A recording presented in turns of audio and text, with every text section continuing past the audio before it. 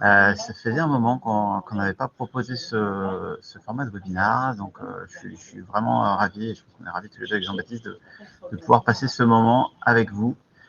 Vous êtes très nombreux, vous êtes inscrits. En tout cas, il y a plus de 120 inscrits pour participer au webinaire, donc très intéressant. Bonjour. Donc n'hésitez pas, comme Eve aussi, à mettre des petits commentaires sur la droite, à la fois pour dire bonjour, et puis ce sera aussi pour poser vos questions au fil de l'eau. Et donc je disais, ouais, vous êtes très nombreux, vous êtes inscrits, donc ça montre qu'on touche vraiment un sujet clé pour les franchiseurs, un sujet qui paraît assez classique, mais qui finalement intéresse toujours, parce qu'il reste complexe, il y a plein d'éléments très intéressants et sur lesquels il faut être attentif. L'objectif du webinaire, ça va être de vous proposer un moment pendant lequel un expert, Jean-Baptiste en l'occurrence, va vous partager son expertise sur le sujet des états locaux de marché. L'objectif, c'est que vous repartiez en ayant appris des choses, que vous soyez au clair sur les enjeux, à la fois les enjeux d'état locaux de marché et puis surtout concrètement voilà, ce qu'il doit contenir, comment s'y prendre pour assurer la conformité sur ce point-là. En termes de déroulement, le déroulement que je vous propose, voilà, une petite intro et on va se présenter rapidement.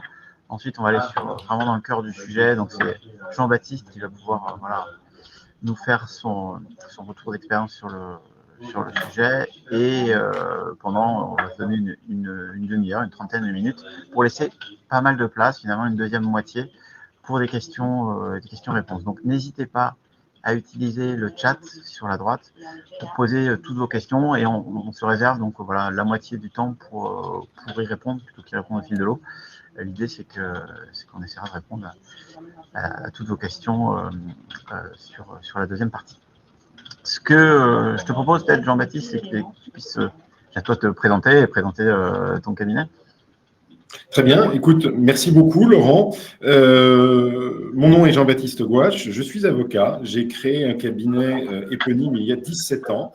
Ce cabinet regroupe aujourd'hui une équipe de 14 avocats qui dédient son activité aux enseignes. Donc, ces enseignes sont des promoteurs de réseaux de distribution et nous les conseillons, notamment sur leur contrat de distribution, contrat de franchise, commission affiliation, licence, concession, etc. Alors, cette activité implique le maniement quotidien des questions relatives à l'information précontractuelle, au DIP, et donc à l'État local. C'est un sujet que j'ai aussi pas mal creusé sur le plan scientifique, parce que je suis auteur de 7 fascicules chez LexisNexis sur le droit de la franchise, dont un est entièrement consacré à l'information contractuelle, et un autre fascicule de droit de la franchise chez Lefebvre Dalloz. Donc, ce sont des sujets pour lesquels, évidemment, on a une connaissance intime de la jurisprudence qui définit le contenu de l'état local de marché. Ouais, donc effectivement, je pense qu'on a la bonne personne pour nous parler de ce sujet-là, très clairement. De mon côté, moi, je suis cofondateur donc, de Smapen, qui est une application de géomarketing, qui est même l'application de géomarketing en fait, la plus utilisée aujourd'hui dans la franchise. On a plus de 350 franchiseurs qui l'utilisent en France principalement, mais aussi à l'international. Et c'est une appli qui permet très simplement en fait, aux franchiseurs de définir et affiner leur stratégie territoriale, que ce soit pour évaluer le potentiel sur de nouvelles implantations, mais également optimiser leur stratégie, soit de prospection de terrain ou de communication, marketing en local. Et évidemment, c'est une application qui permet aussi, qui aide en grande partie à générer les états locaux de marché dans le cadre de votre développement en franchise. Jean-Baptiste, je te propose de rentrer dans le vif du sujet. Du coup, je te laisse la parole pour que tu puisses. Très bien. Écoute, merci Laurent, avec grand plaisir. Je vais annoncer le plan. Peut-être une petite question de confort. Moi, j'entends pas mal de bruit de fond. Je ne sais pas, je vois que tu es sur un plateau. Je ne sais pas si tu as des équipes à proximité. Voilà, alors c'est en effet tout de suite. Voilà, donc tant que tu n'interviens pas, peut-être couper le micro sera super. Alors, de quoi va-t-on parler d'état locaux de marché? On l'a dit, on va d'abord rappeler, en fait, pourquoi la loi vous impose de délivrer un état de marché et quels sont vos risques si cet état de marché n'est pas conforme, pour comprendre l'intérêt de la conformité en matière d'état de marché. Maintenant, une fois qu'on aura rappelé cela, de quoi parle-t-on en parlant d'état de marché? Et en premier lieu, quel périmètre géographique retenir, puisqu'on parle d'état de marché local ce matin. Alors, qu'est-ce qu'un marché local? Et puis, en troisième lieu, pratiquement, concrètement, quelles sont les données que doivent contenir un ELM, s'agissant de l'offre et s'agissant de la demande. Alors, entrons immédiatement dans le vif du sujet. Vous avez une obligation légale d'émettre un DIP à vos candidats à la franchise, qui comporte notamment un état local. Ce sont des données objectives, c'est un état, pas une étude, on va le voir. Et quels sont les risques si ce DIP n'est pas conforme, cet état n'est pas conforme? Alors, l'obligation légale d'information précontractuelle, c'est une obligation spéciale qui s'ajoute à une obligation générale d'information que toute personne a vis-à-vis de son contractant. De manière générale, en droit des contrats, quand vous vous apprêtez à conclure un contrat, vous devez révéler à votre futur contractant toute information importante au regard de l'engagement qu'il s'apprête à souscrire et dont vous êtes en possession. Et donc, malgré ce devoir général d'information, le législateur a souhaité en 1989 édicter une loi qui met à la charge du franchiseur notamment, dès lors qu'il met à disposition une marque et fait souscrire à son franchisé un engagement d'exclusivité pour l'exercice de son activité, une obligation d'information spéciale.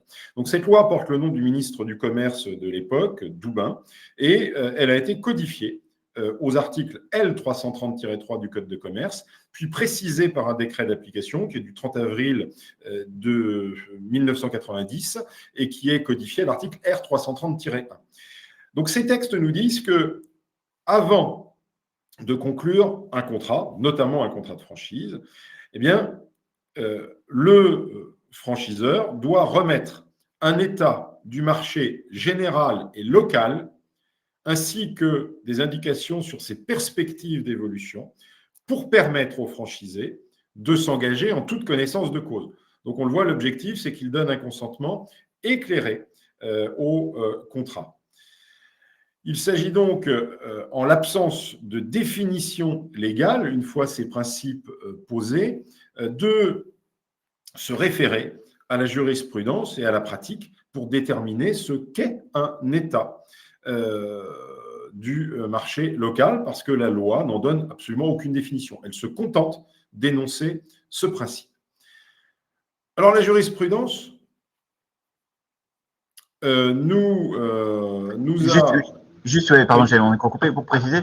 On en parlait, mais c'est pas uniquement du coup les franchiseurs, c'est pas uniquement le modèle de la franchise qui est soumis à cette loi. Non, alors est concerné par la délivrance d'un DIP tout promoteur d'un réseau de distribution qui met à disposition de son distributeur une marque, ou de manière plus générale un signe distinctif, un signe d'attraction de clientèle, et qui va lui imposer un engagement d'exclusivité quelconque. Ça peut être une clause de non-concurrence pendant la durée du contrat, ça peut être une obligation d'approvisionnement exclusif qu'elle porte sur les produits que le distributeur va revendre, qu'elle porte sur un logiciel utilisé pour l'activité, qu'elle porte sur un architecte référencé pour installer les locaux commerciaux. Donc, on le voit, c'est une obligation très large et la jurisprudence a retenu son application à tous les contrats de distribution exclusive, donc concession commerciale, aux contrats de commission affiliation, aux contrats de franchise et même à plusieurs reprises à la location-gérance. Donc on le voit, c'est un champ d'application très large qui concerne pratiquement tous les accords de distribution verticaux, à l'exception de ceux qui ne mettent pas de signe distinctif à disposition, comme les accords de distribution sélective. Alors, cette précision faite, Laurent, donc on disait qu'est-ce qu'un état, puisque la loi ne le définit pas. Donc, ce qui est acquis depuis une décision de la Cour de cassation de 2003, c'est qu'un état de marché n'est pas une étude. Dans le Larousse, un état, c'est un document qui décrit la situation de quelque chose à un moment donné. Bref, c'est une photographie.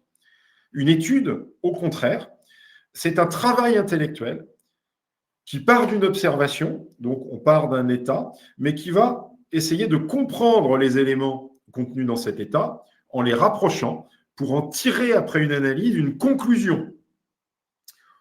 Donc, un état de marché, au sens de la loi Doubin, la Cour de cassation a retenu que c'était un recueil de données économiques brutes qui concernent le marché local. Donc cet état de marché doit donner au franchisé une image suffisamment exacte de son environnement, cette image pouvant déterminer son consentement à conclure le contrat de franchise. C'est donc ça qui est à la charge du franchiseur, de tout concédant de signes distinctifs qui exigerait un engagement d'exclusivité. Et donc, il faut bien le distinguer de l'étude, puisque l'étude, dans une démarche analytique et prospective, va tirer une conséquence. Est-ce qu'il est opportun que j'investisse sur ce marché? Quelle est la taille de ce marché, en millions d'euros, par exemple, donc en chiffre d'affaires? Quelle est la part de marché potentielle du futur franchisé dessus? Et donc, en conséquence, quel est son chiffre d'affaires prévisionnel? Et est-ce que ce marché a des caractéristiques suffisantes pour qu'une décision d'implantation soit prise? Ça, c'est la conclusion de ce que serait une étude de marché local. Et donc, cette étude n'incombe pas au franchiseur. La loi ne la met pas à sa charge. Ce qui incombe au franchiseur, c'est très clairement seulement l'état de marché, c'est-à-dire la photo objective, complète de l'état, de l'offre et de la demande à un moment donné sur le marché. Et on va voir comment on le définit par la suite. La bonne pratique, c'est qu'une fois qu'on a fourni un état de marché, eh bien, il revient au franchisé de lui demander d'approfondir et de faire lui-même son étude, c'est-à-dire de réaliser une analyse prospective sur laquelle il pourra fonder sa décision d'investissement, sa décision de devenir franchisé ou non. De cette manière, on va se protéger contre, on verra, l'un des principaux risques liés à la délivrance d'un état de marché non conforme, qui est le vice du consentement. Il y a aussi un autre élément, donc l'état de marché, l'état local de marché, l'étude de marché, un autre élément qui n'est pas abordé aujourd'hui, mais qui est en lien et qui peut des fois être un peu confondu ou proche, c'est l'état général de marché. Est-ce que tu peux nous en dire un mot ou deux aussi? Oui, alors, en effet, géographiquement, on va distinguer l'état général de l'état local. Donc, l'état local, on va voir comment on définit le marché. C'est vraiment la zone de chalandise du franchisé, pour faire simple. L'état général, c'est l'état du marché, des biens ou des services contractuels à un échelon général. La jurisprudence le fixe en principe au niveau français. Donc, pour un DIP qui concerne une activité franchisée qui se déroule en France, on va faire un état général qui comporte la description du marché à l'échelle nationale. Donc, voilà comment on distingue l'état général de l'état local qui, lui, va concerner la zone de chalandise particulière du franchisé. Alors, quels sont les risques? Pourquoi on en parle? Alors, tout d'abord, il faut que vous sachiez qu'il y a un risque pénal attaché à la délivrance d'un DIP qui ne remplit pas les exigences de l'article L330-3 et de l'article R330-1 du Code de commerce. Donc, c'est une contravention de 5e classe. Pour une personne morale, puisque les franchiseurs sont habituellement des personnes morales, 7 500 € d'amende et 37 500 € en cas de récidive. Alors, la récidive en cas d'enquête pénale sera aisément établie, puisque, a priori, quand un procès est mis en place, il est dupliqué. Et donc, il y a autant d'amendes encourues qu'il y a de DIP non conformes. Alors, en pratique, cette sanction n'est jamais appliquée. Il n'y a pas de contentieux pénal de la non-conformité du franchisé. Néanmoins, cette sanction existe. Donc, en termes d'exigence de conformité, c'est un vrai sujet. Le vrai risque qui, lui, se réalise en revanche beaucoup plus fréquemment, c'est que le contrat conclu sur la base d'un état local insuffisant peut être annulé si l'insuffisance de cet état local a amené le franchisé à conclure le contrat. Alors que s'il avait connu les informations exactes sur la réalité de son marché local, ou s'il les avait tout simplement obtenues, parce qu'il n'y a pas eu d'état local, eh bien, dans ce cas-là, il n'aurait pas conclu le contrat. C'est ce qu'on appelle le vice du consentement. Donc, soit il y a une erreur sur une qualité essentielle du contrat, qui peut être finalement le chiffre d'affaires à réaliser, qui dépend de la qualité de la zone de chalandise, ou le DOL. Le DOL, donc, soit parce qu'on communique activement une information erronée. Exemple, on va donner des informations sur la demande dans l'état de marché, et elles vont se trouver exagérément positives, ou au contraire, sur l'offre, par réticence, on va omettre de lister un concurrent extrêmement important sur le marché local. Donc, l'annulité va amener à l'anéantissement rétroactif du contrat, Cet amortissement rétroactif, c'est une sorte de fiction. On fait comme si le contrat n'avait jamais existé, de sorte qu'on va remettre les parties dans l'état où elles se trouvaient avant qu'elles n'aient conclu le contrat de franchise. Ça veut dire restitution du droit d'entrée, restitution des redevances et éventuellement prononcer de dommages et intérêts si jamais la nullité prononcée amène le franchisé à subir un préjudice. C'est généralement ce préjudice, la perte d'une chance de ne pas contracter ou de mieux contracter, dans laquelle on peut ranger un certain nombre de préjudices comptables, comme des investissements non amortis, des pertes subies liées à l'exécution du contrat, etc. Voilà, donc ce risque, c'est un risque financier important, et donc c'est aux développeurs du réseau de le connaître pour l'éviter en collaboration avec les services juridiques de l'enseigne, qui doivent construire des états locaux adaptés à leur définition jurisprudentielle. Alors justement, quel périmètre retenir? Quel périmètre géographique en premier lieu? Et quel périmètre s'agissant des produits? Alors sur les produits, la jurisprudence exige que vous listiez les concurrents directs, c'est-à-dire ceux qui délivrent des produits ou ont des services de même nature. Et le plus souvent, la jurisprudence majoritaire, il y a quelques exceptions, s'en tient pour définir le marché géographique au territoire exclusif. Notre recommandation, par prudence, est tout de même, pour délivrer une information sincère, d'aller au-delà de la présentation de la concurrence directe et notamment de présenter tous les concurrents de la zone qui offrent des produits ou des services substituables. Et sur le plan géographique, au-delà de l'exclusivité, parce qu'elle est parfois relativement petite et ne correspond pas toujours finalement à une zone de chalandise, d'aller au-delà et de considérer l'existence de zones de chalandise qui sont des zones primaires, secondaires ou tertiaires, Laurent pourra nous expliquer cela s'il le souhaite, dans lesquelles il existe une attraction de la clientèle. Alors, revenons un petit peu sur ces deux points. Sur la substituabilité en premier lieu. À quelles conditions des produits sont substituables, des produits ou des services? Ils le sont s'ils répondent aux mêmes besoins de consommation.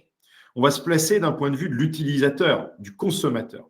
Est-ce que du fait de leurs caractéristiques, de leur prix et de l'usage auquel ils sont destinés, on peut remplacer un produit ou un service par un autre?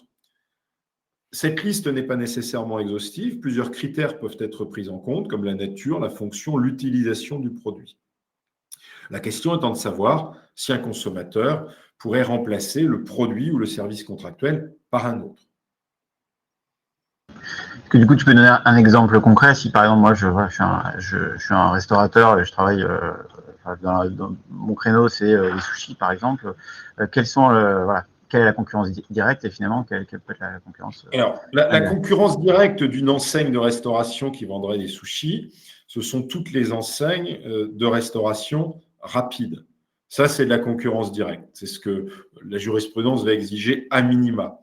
Maintenant, si on veut raisonner en termes de services de restauration substituables, en fait, on peut considérer qu'une part importante des boulangeries françaises vendent de la sandwicherie. Et donc, si on considère les chiffres d'affaires réalisés par de grandes enseignes nationales de boulangerie sur l'offre restauration, c'est parfois aujourd'hui la majorité de leur chiffre d'affaires. Ce sont donc des concurrents en fait extrêmement importants sur une zone de chalandise. Mais peut-être aussi qu'un restaurant traditionnel qui aurait un prix pas tellement différent d'un restaurant rapide, ça existe, pourrait aussi finalement constituer une offre substituable puisque en fait elle répond à des caractéristiques relativement identiques. On offre en fait sur place à emporter ou livrer un repas à des prix probablement proches et un usage qui est un usage de restauration hors domicile.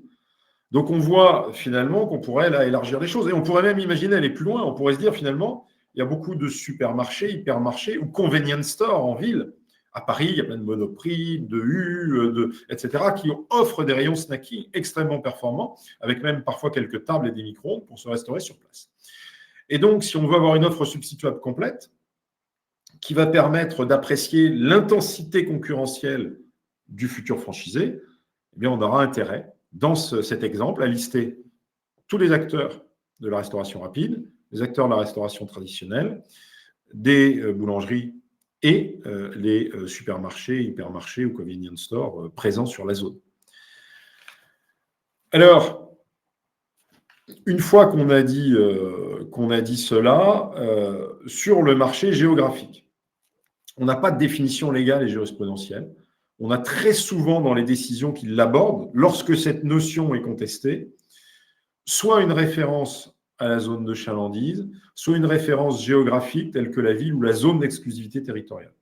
Beaucoup de juges ne s'embêtent pas trop, en fait, ne descendent pas dans une analyse économique de ce qu'est la zone de chalandise et se limitent souvent à vérifier que l'état de marché local couvre à minima la zone d'exclusivité contractuelle.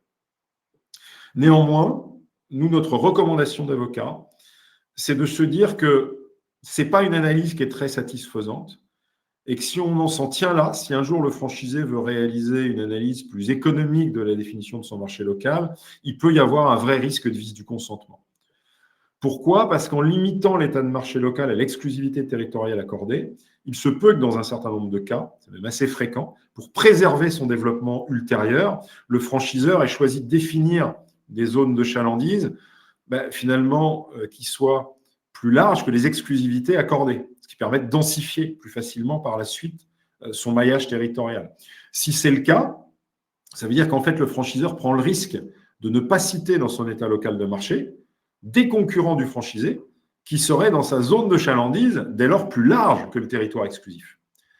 Ça peut donc finalement impliquer que le franchisé se retrouve avec une absence d'information sur les concurrents réellement pertinents. Inversement, s'il étendait la zone de chalandise au-delà de ses limites réelles, le franchisé pourrait croire qu'un nombre de consommateurs plus important serait attiré par son point de vente, alors qu'en réalité, ils sont plus restreints parce qu'on est allé au-delà de la notion de zone de chalandise.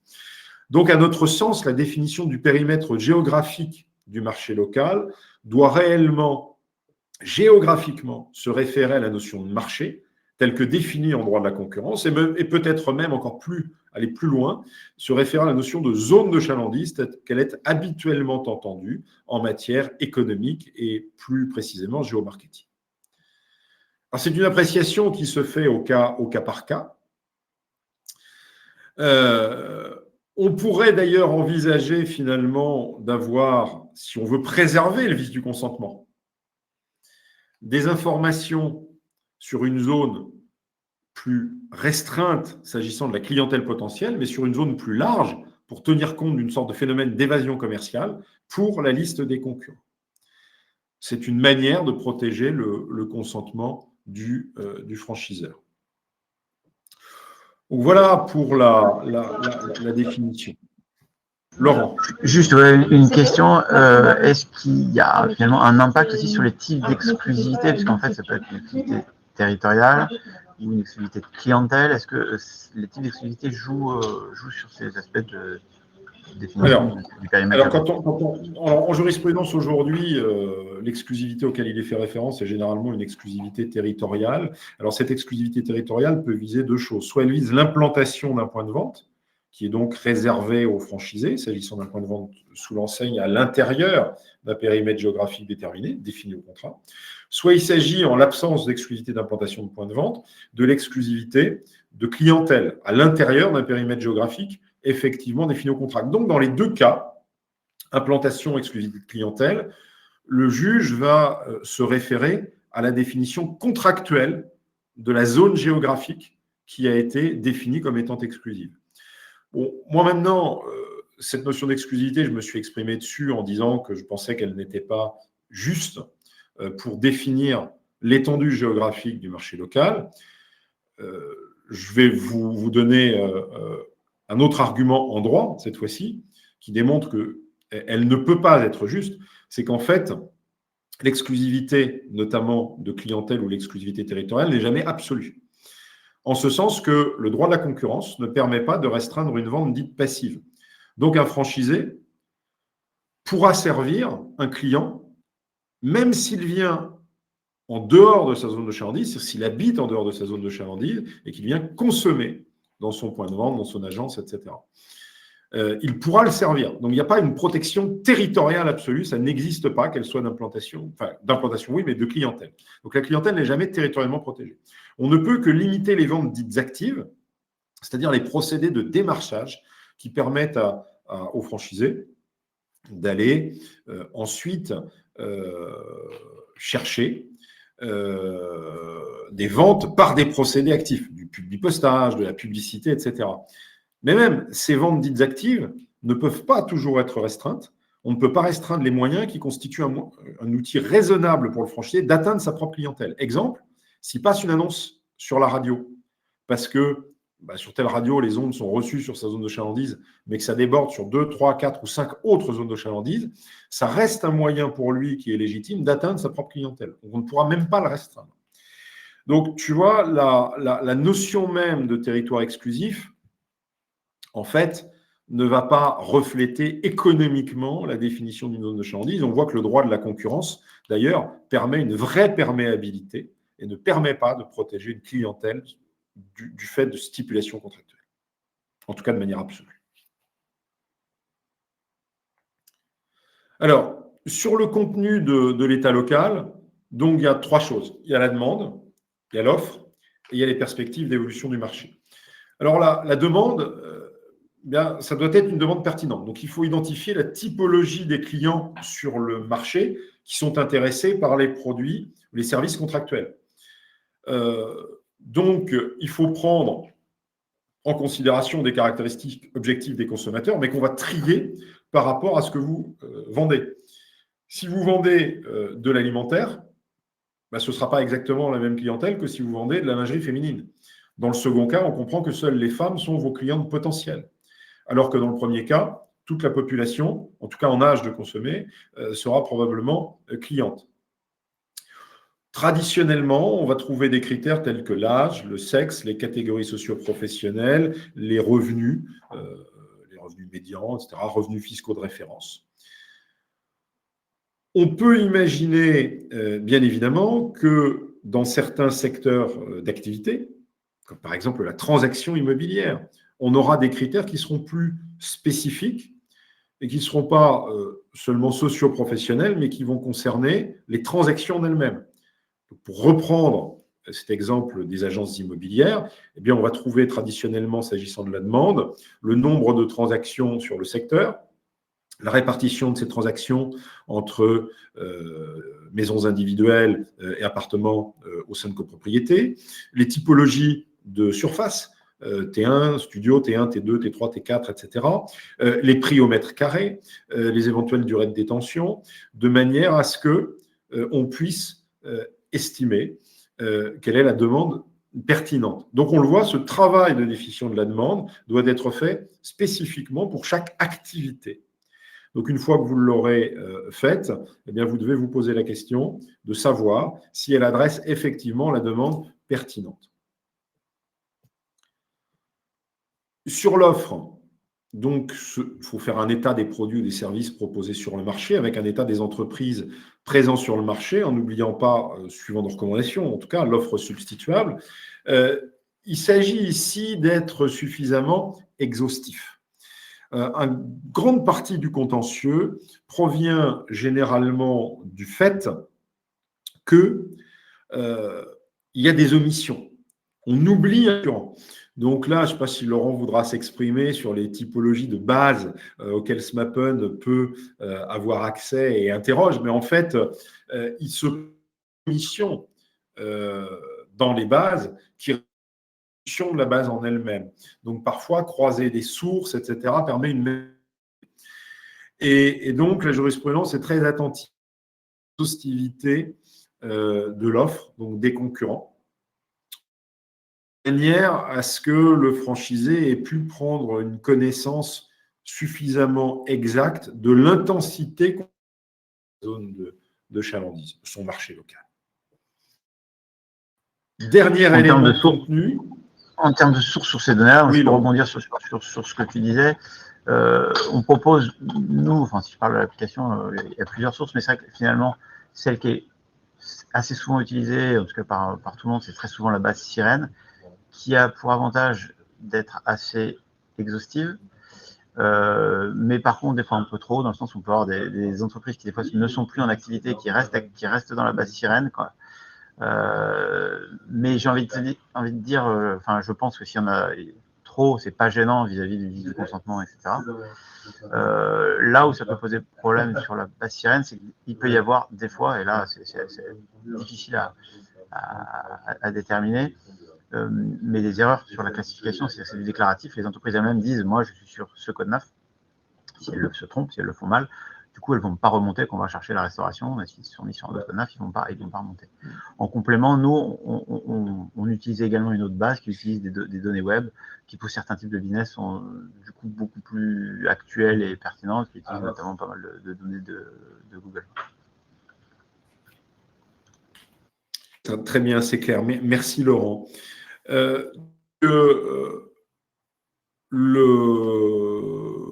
Le dernier point, en fait, est relatif aux perspectives. Comment est-ce qu'on définit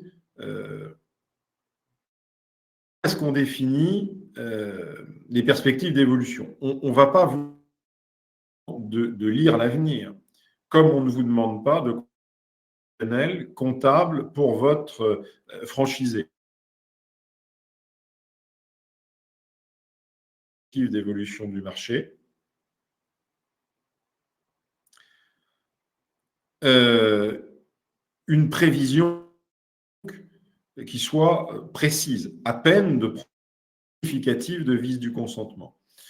En revanche, vous devez l'état local de marché de toute information que vous connaîtriez et qui pourrait impacter sur la zone concernée. Exemple, vous savez qu'il y a un projet de travaux de restructuration du et qu'une rue risque d'être fermée à la circulation pendant une durée déterminée parce que ce projet est public. Ce projet fait l'objet d'une enquête publique, par exemple. Un majeur a annoncé qu'il allait ouvrir sur la zone. Vous êtes détenteur de... À partir de ce moment-là, vous devriez l'inclure dans les perspectives d'évolution du marché.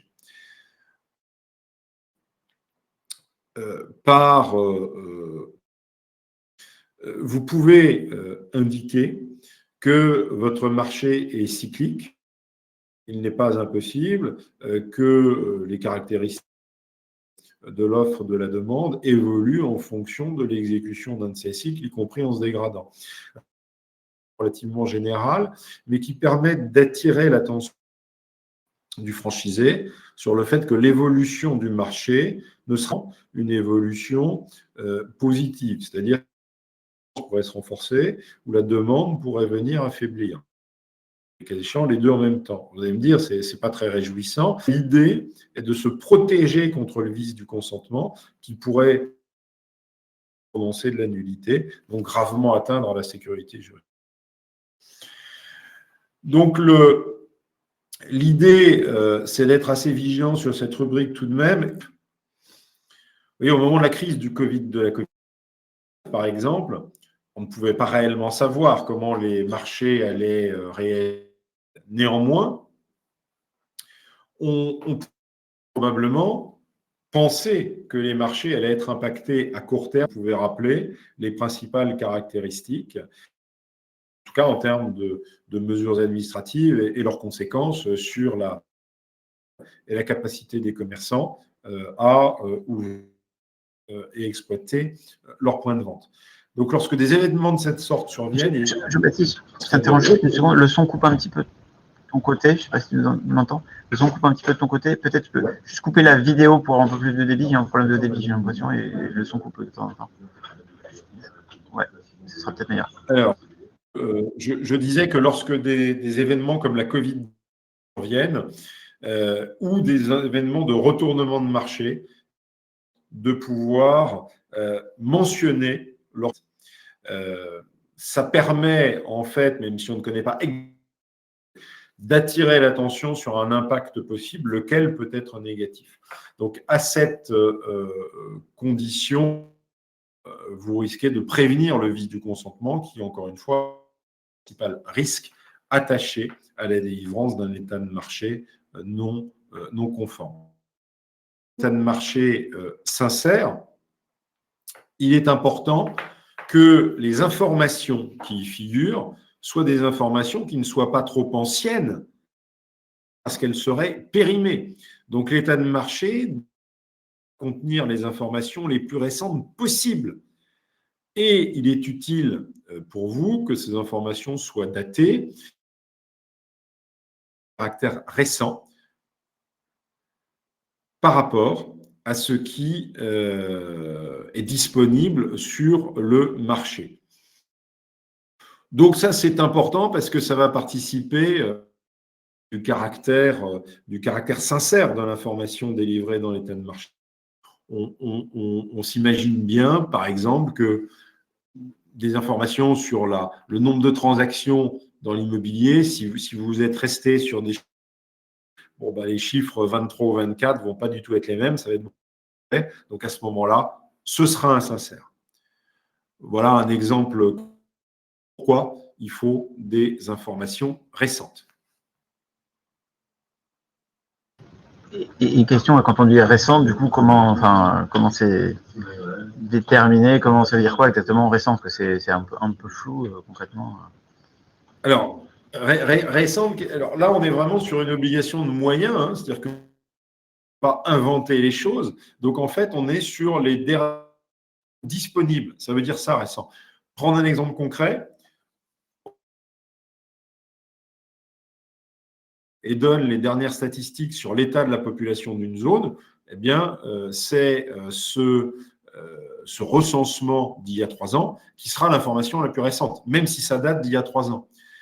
Si le nombre de transactions immobilières, par contre, publié par les notaires, le dernier état, il est au 30 juin 2024, à la fin du premier semestre, si vous donnez les chiffres de 2022, on voit bien que là, vous ne serez pas sur les informations les plus récentes. Donc, c'est l'information, la dernière information publiée disponible, l'information la plus récente possible.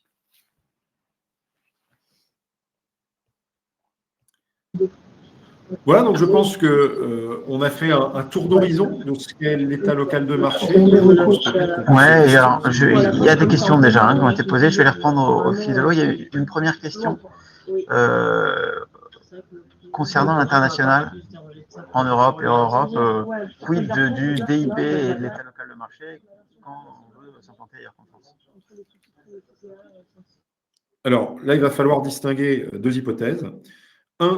Première hypothèse, vous avez soumis votre contrat, Frédéric, au droit français. Si vous avez soumis votre contrat au droit français, il ne fait pas de doute de ce que l'obligation de délivrer un DIP va s'appliquer, donc l'obligation de fournir un état local de marché conforme à ce que nous venons de voir. Si en revanche, votre contrat n'est pas soumis au droit français, mais au droit de l'État dans lequel ce contrat va s'exécuter, il va falloir déterminer la loi qui sera applicable au contrat, soit par référence au contrat qui désigne la loi du pays d'exécution, soit par référence aux règles de conflit de loi en vigueur en France et dans ce pays. Donc là, il y a une analyse au cas par cas, on ne pourra évidemment pas rentrer dedans, mais il est possible qu'il n'y ait pas lieu d'appliquer, dans ce cas, l'article 330-3 du Code de commerce. Il y avait du coup également une question de François, je pense qu'on a qui a répondu en partie, mais qui demande est-ce que c'est nécessaire pour un contrat de licence de marque?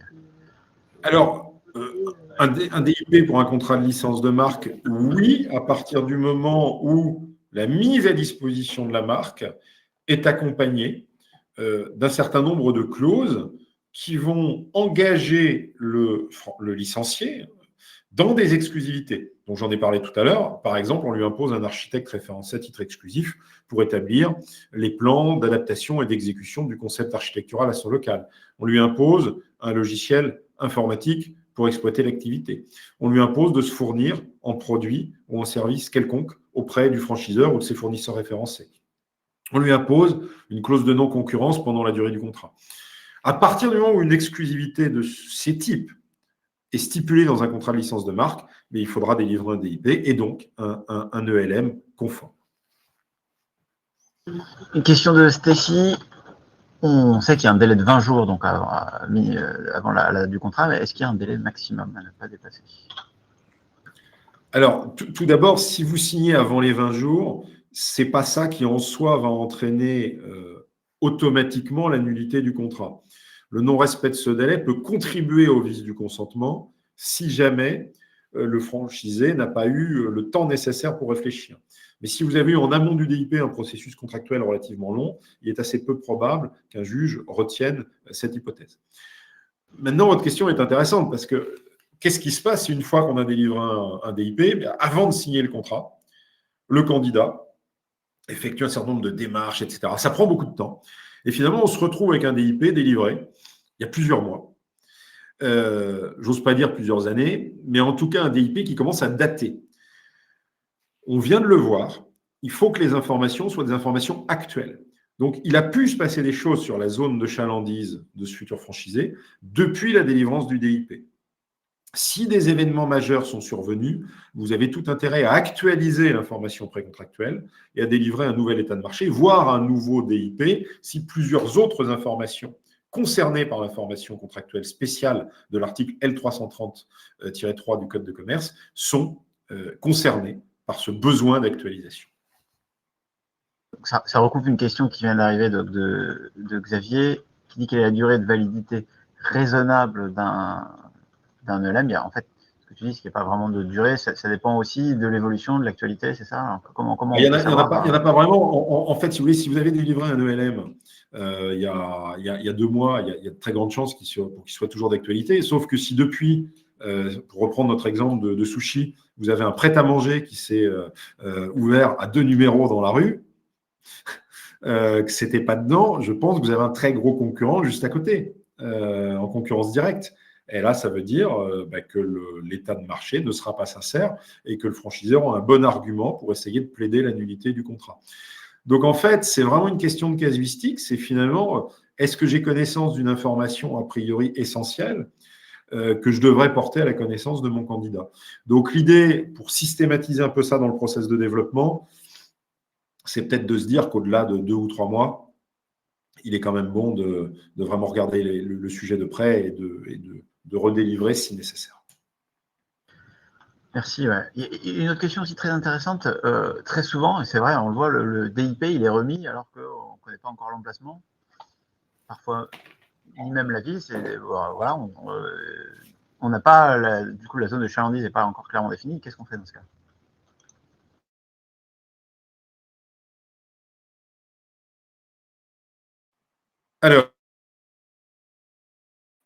Alors, en effet, c'est une question très intéressante parce qu'en pratique, ça se passe souvent. Souvent. J'aurais 2 niveaux de réponse. Soit vous aviez déjà, au stade de la délivrance du DIP, défini un territoire exclusif et à la limite, ça ne bouge pas. C'est-à-dire que ce territoire ne bouge pas. C'est l'emplacement du point de vente dans le territoire exclusif qui est modifié.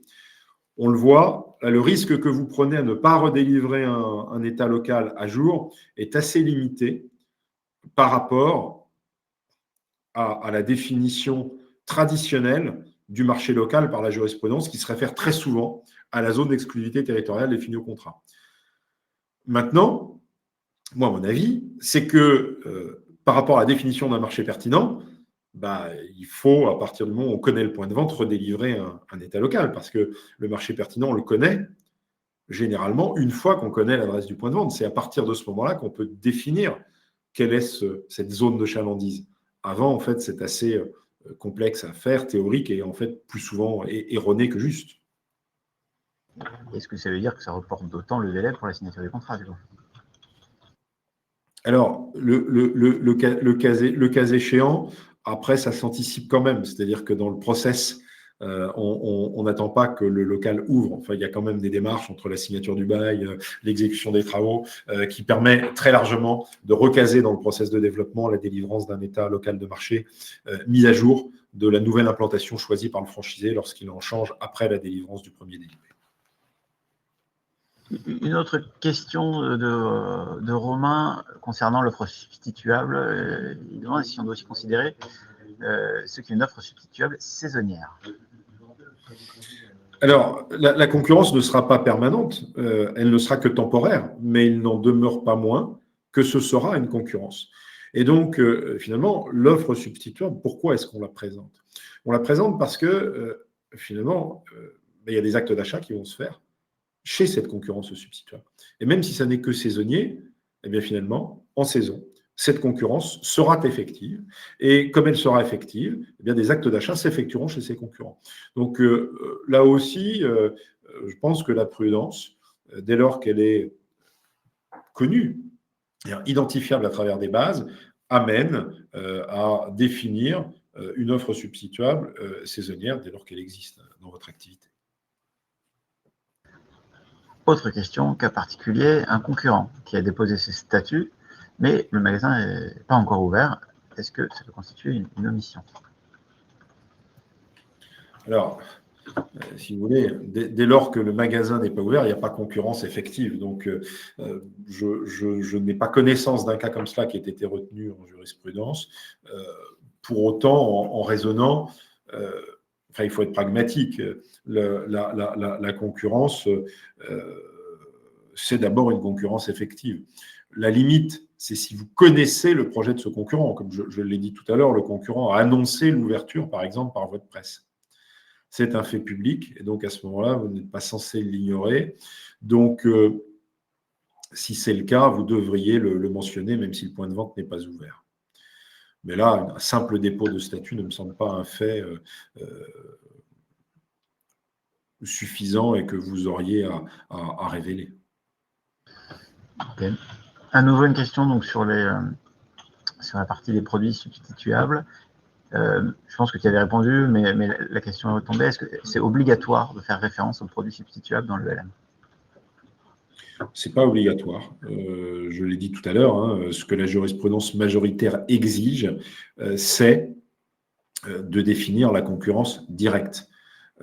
Néanmoins, moi, je considère que la concurrence directe, en reprenant l'exemple de la restauration tout à l'heure, ne reflète pas l'état réel de la concurrence. Si je reprends mon exemple du restaurant de sushi, si on ne met que la restauration rapide, aujourd'hui, moi-même, tous mes collaborateurs et probablement vous tous, un jour pouvez pousser la porte d'un restaurant de sushi. Le lendemain, vous pouvez pousser la porte d'une boulangerie pour acheter un sandwich. Le surlendemain, vous resterez à table. Et encore le jour d'après, finalement, aller dans un coin snacking d'un convenience store pour y manger une salade. Et donc, en réalité, vous avez accompli, pour un budget relativement proche, des actes d'achat répondant strictement aux mêmes besoins, c'est-à-dire vous resterez en dehors de votre domicile. Donc, certes, la jurisprudence ne l'exige pas systématiquement, et même de manière majoritaire, seule la concurrence directe est une exigence, mais néanmoins, par prudence et pour la sincérité de l'information, je crois qu'il est important d'aller vers cette offre substituable. Très clair. Question un peu un poil plus large qui ne concerne pas uniquement l'état local de marché, mais c'est un cas particulier de relocalisation d'un magasin franchisé dans une nouvelle zone de chalandise. Est-ce qu'il suffit de remettre un état local de marché avec un avenant au contrat, ou il faut remettre à nouveau un DIP? Alors, en fait, on pourrait s'il s'agit d'un avenant au contrat, le contrat initial, en fait, est conclu. Hein. Donc, on n'a pas en réalité, si on modifie la zone de chalandise sans implantation de magasin, à remettre un état de marché. Si par contre, on avait un contrat spécialement consenti pour un établissement et que finalement, on donne de nouveaux droits pour un nouvel établissement situé en dehors de la zone où il était permis d'exploiter le premier. Alors là, ce n'est pas un simple avenant, c'est un nouveau contrat. Donc, si c'est un nouveau contrat, il faut un nouveau DIP. Si c'est un simple avenant à un contrat, normalement, il n'y a pas de nouvelle information précontractuelle. Oui, s'il n'y a pas de nouveau contrat, c'est un document d'information précontractuel. S'il n'y a pas de nouveau contrat, il n'y a pas de DIP. Exactement. C'est le point auquel il faut répondre pour répondre à cette question. Et question de Xavier. Je pense que c'est dans le même. Est-ce que la question de Xavier, probablement, c'est dans le même contexte que la question de Germain qu'on vient de traiter. Si y a une nouvelle ELM post-signature du contrat, a priori, du coup, c'est sans objet cette question, puisque normalement, il n'y a pas besoin de refaire un ELM, il n'y a pas besoin de refaire un DIP si Exactement, c'est pré-contractuel. Xavier, peut-être tu pourras nous le confirmer. Si ça je te le confirme bien volontiers, Laurent. Hein, à partir du moment où le contrat est signé, il n'y a plus d'informations précontractuelles. C'est terminé. Okay. Ça répond à la question de Xavier. Ouais. Oui. Après, je pense que sur l'ensemble, je ne sais pas s'il y a d'autres questions, mais je pense que sur l'ensemble des autres questions, on a normalement les réponses. Il nous reste encore quelques minutes si vous souhaitez. Quid en cas de réitération de voilà, renouvellement. Réitération de contrat. Renouvellement de contrat. J'imagine que c'est ça ce que Fabienne vise quand elle parle de réitération. On arrive au terme d'un contrat, on renouvelle le contrat de franchise. Alors là, il y a un nouveau contrat qui naît. Ça veut dire qu'il faut à nouveau émettre un DIP complet et donc un état local de marché. Ça a été jugé, rejugé par la Cour de cassation. Hein.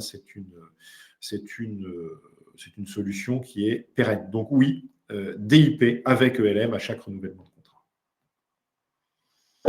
Ok. Et la question, dans un cadre international, c'est difficile. C'est compliqué d'avoir accès à des données. Si on a besoin, si on tombe dans le cadre, on doit faire un état local de marché.